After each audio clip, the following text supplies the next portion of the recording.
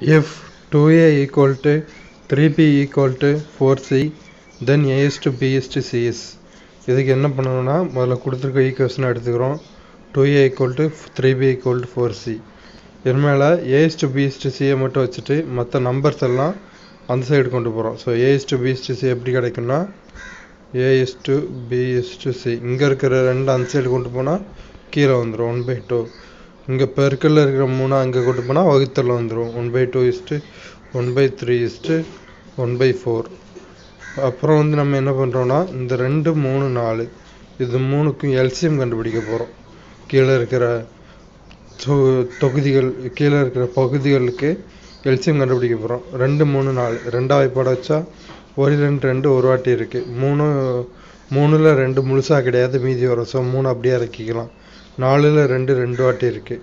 அடுத்து 2 1 3 2ல் 1 2 ஒரு வாட்டி இருக்குது 1. ஸோ நமக்கு எல்சிஎம் 3 × 2 × 2. ஸோ எல்சிஎம் என்னன்னா 2 2 2 4 4 × 3 12.